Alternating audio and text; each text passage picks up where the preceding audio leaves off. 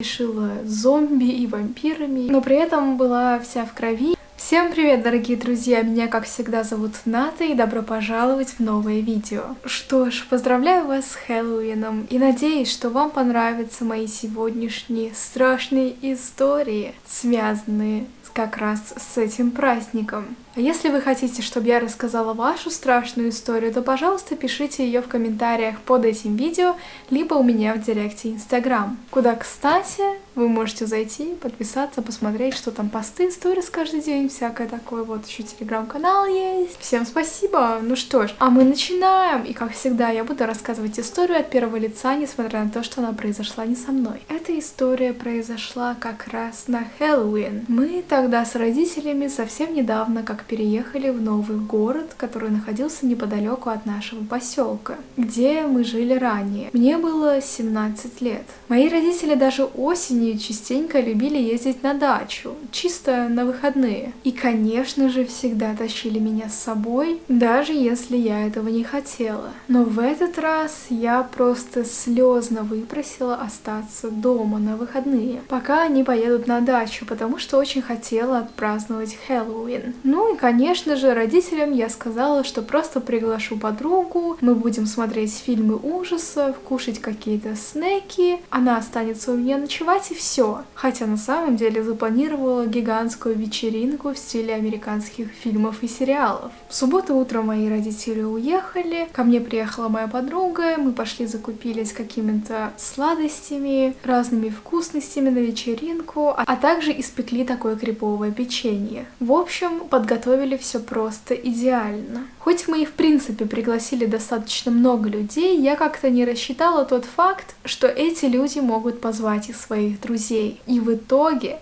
на мою вечеринку пришло очень много людей. Конечно же, мы всех предупредили, что вечеринка костюмированная и надо приходить в каком-то наряде. Соответственно, желательно в каком-то страшном костюме. Некоторые люди просто шикарно нарядились, их даже было не узнать, а другие сделали просто какой-то необычный макияж. Моя гостиная кишила зомби и вампирами, и все было классно. Но я расслабиться не могла, так как в моей квартире было слишком много людей, и они постоянно ходили по комнатам, и я ужасно боялась, что кто-то что-то разобьет или украдет, поэтому я постоянно на стрессе ходила и проверяла все. У нас была трехкомнатная квартира, и больше всего я боялась за комнату родителей, поэтому чаще всего я заходила туда проверить, никто ли туда не зашел, ведь я всем запретила заходить в эту комнату. Я очень боялась, что мои родители узнают об этой большой вечеринке. И вот в очередной раз, когда я заходила в комнату родителей, я увидела, что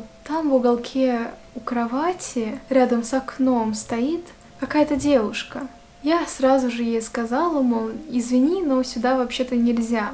Если родители узнают, что тут что-то не на месте, то мне серьезно прилетит. И я вдруг заметила, что у этой девушки в руках фотография моих родителей, которая стояла у них на прикроватном столике. Девушка была абсолютно обычно одета, но при этом была вся в крови, и на лице, на лбу у нее был такой очень реалистичный порез, то ли удар от падения, что-то в этом стиле. Соответственно, тоже в крови. Но лицо я сумела разглядеть даже в тусклом свете. Я никогда раньше не видела эту девушку, но так как у нас было много незнакомых людей в квартире, я особо не смутилась. Я решила спросить, как ее зовут, и не знает ли она моих родителей, раз смотрит на их фотографию. Она сказала, что живет по соседству и знакома с моим папой. Конечно, из-за того, что мы всего пару месяцев назад переехали сюда, я еще не знала соседей. Но ее я никогда не видела даже у нас на районе. А еще я заметила кое-что странное. Она постоянно была в шарфике.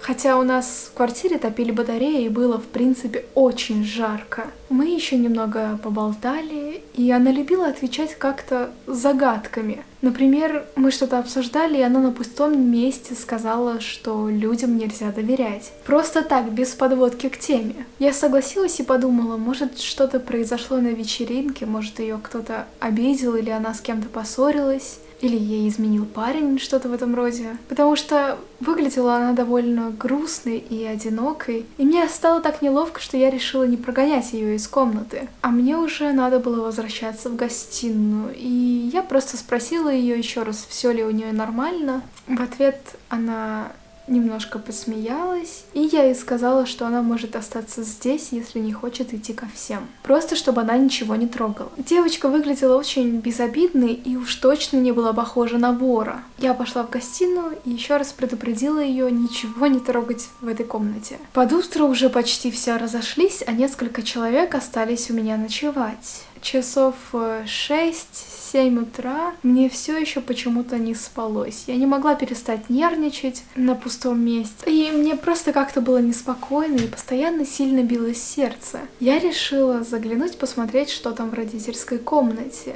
И так как в октябре в 6-7 утра еще довольно темно, я решила не включать свет, чтобы никого не будить. Поэтому я пошла по квартире в полной темноте. Зашла в комнату родителей, девушки там уже не было.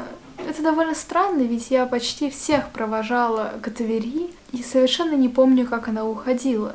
Я вспомнила, что она трогала фотографию мамы с папой и подошла посмотреть, поставила ли она ее на место. Фотография стояла на месте, но я была уверена, что на стекле от рамки я видела какие-то капли крови. По крайней мере, какие-то красные капли, но многие пили красный пунш на вечеринке, плюс у нас было очень много искусственной крови, в том числе вся девушка была в принципе в крови, поэтому я подумала, вероятно, это от нее, и немного разозлилась, что мне придется еще и там протирать. Мне вообще стало как-то нехорошо от недосыпа, и я просто пошла спать. Я подумала, что немного посплю, а уже утром все уберу. В итоге утром все разъехались по домам, и даже подруга, которая должна была мне помогать убирать, тоже уехала резко по каким-то делам. Я начала убираться и вдруг вспомнила про ту самую странную девушку в комнате.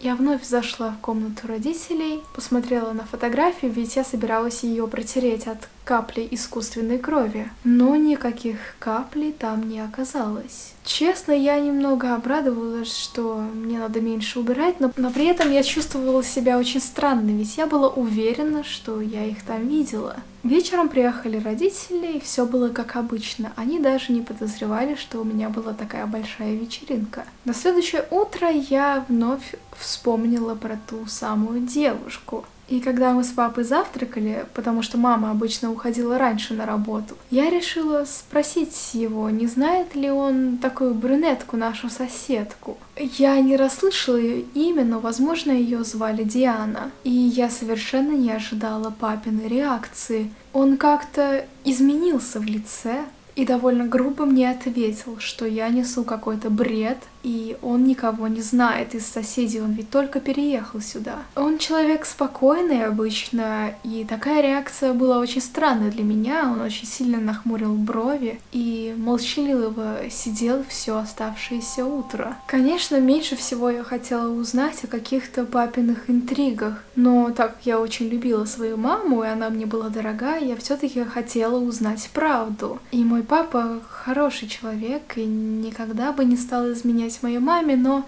вся эта ситуация очень сильно смутила меня.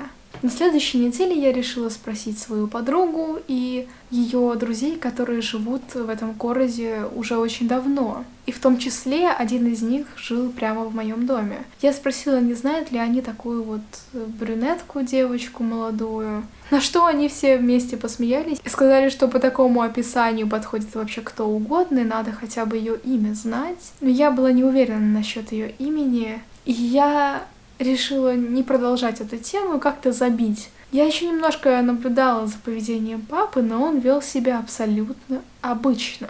Никогда там не задерживался на работе даже, ничего. И я подумала, что мало ли девушка-то могла наврать. Я никогда не помню, чтобы мой папа влазил в какие-то такие отношения с соседками. И вообще он хороший человек, зачем ему-то врать? Его я лучше знаю, ему я доверяю. А какой-то девчонке она могла сказать и неправду. В общем, я жила своей жизнью до определенного момента, когда где-то через пару месяцев я делала ресерч для учебы и случайно наткнулась на одну новость. 31 октября 2019 года была зверски убита молодая девушка. Ей было всего 19 лет. По мнению следствия, ее жестоко избили и задушили шарфом. И, посмотрев на фотографию этой жертвы, я была уверена, что это та самая девушка, которая была в комнате родителей. Получается, я абсолютно никак не могла с ней столкнуться, но я уверена, что видела именно ее. И я стала думать, ведь она носила шарф и была вся в крови. И оставила какие-то капли, которых там и не было на следующее утро. Я не знаю, права ли я, видела ли я ее в самом деле. И сколько я не пытаюсь не накручивать себя, я постоянно представляю ее лицо перед собой. Очень боюсь спрашивать что-то у папы, ведь и вообще с тех пор я немного боюсь самого папы. Не знаю, что и думать. Эта история очень сильно изменила меня. Такая вот история непонятная. Пишите в комментариях, что вы думаете по этому поводу. Ребята, я забыла свечки зажечь. Уже конец истории. Ну ладно. В общем, спасибо всем большое за просмотр. Ставьте лайк, чтобы свечки зажглись. Подписывайтесь на канал и увидимся совсем с вами скоро.